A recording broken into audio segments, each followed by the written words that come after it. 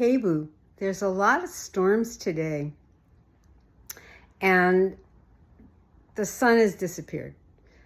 There's clouds, there's thunder, there's some good old lightning, and everything gets shaken up until that rain starts to come down.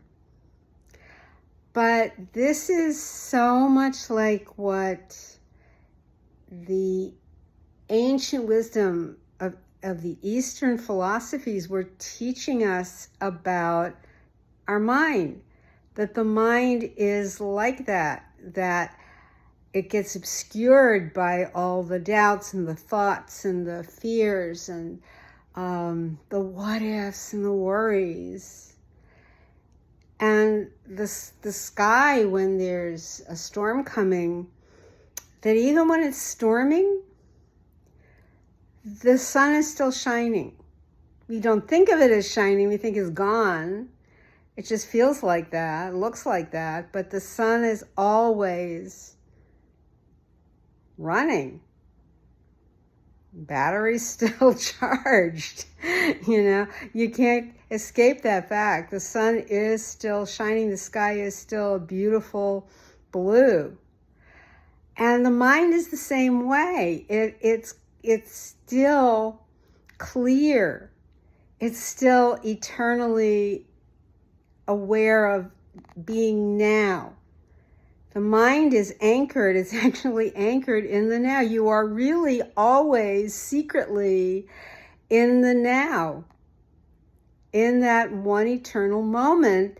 But it's the movement of thoughts and the awareness of the time on the clock and the schedules that we have that cause us to forget. You can forget that you're really always in the now. And this is why when we start to want to look more into the working of the mind, that we start looking at things like meditation, because it shows you not just to quiet your thoughts, but to get a sense of that inner light that's always shining, that inner steadiness, that inner sun. And I think that there was that movie title, I think it's a Jim Carrey film, The Eternal Sunshine of the Spotless Mind. Well, it is like that. It really is in that eternal sun that's always clear, that always has that light, that awareness, that balanced feeling that is steady despite what arises, what comes, what goes, what stays, what leaves. It's always unaffected and steady and spacious and substantial. And yes, I'm talking about your mind, your crazy mind. Even though you may feel like it's your crazy mind, you can enjoy that. You can enjoy having your crazy mind. There's nothing, you can even love your crazy mind. I can love my crazy mind. Sometimes my mind comes up with all kinds of weird stuff and I really enjoy that, but, or what it chooses to watch, what movies it's choosing. Hey, my mind came up, that came from somewhere. All right, I'll go with that. And that's fine.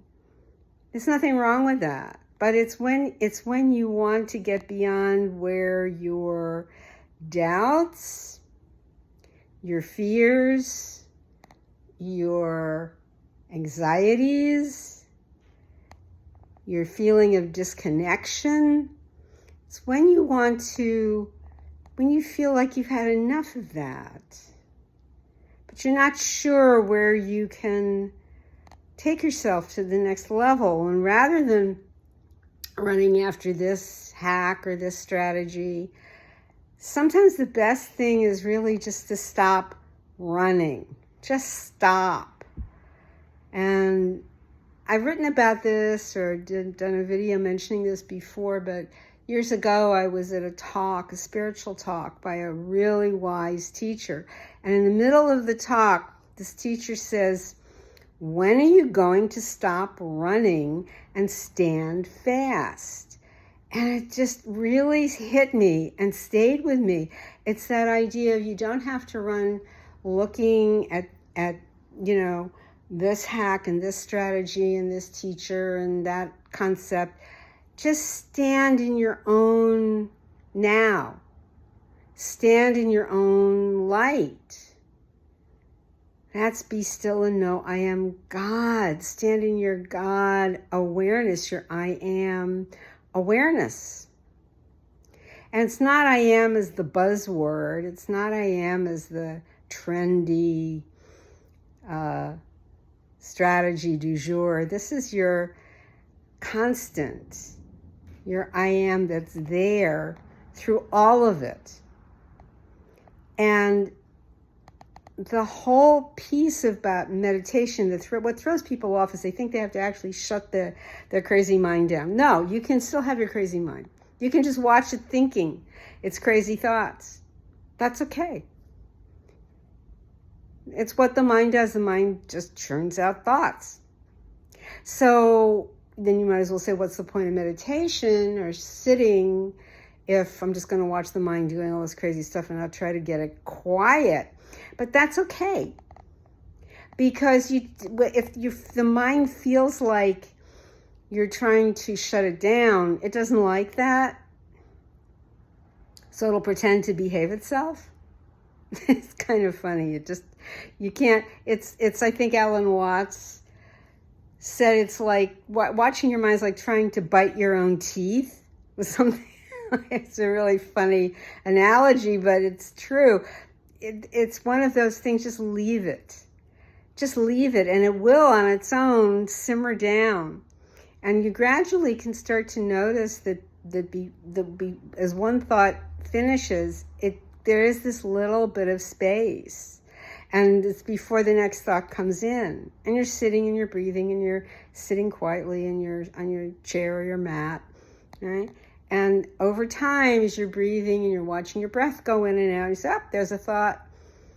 Up, there it goes. And you notice there's a little bit of space in there.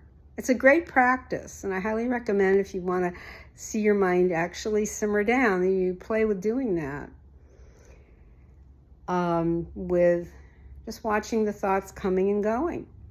And you're going to find out that sunshine, that sky of mind, the Buddhists called it, is really always there. And the sun of that sky, that's you, that's always shining, that light that comes from inside of you.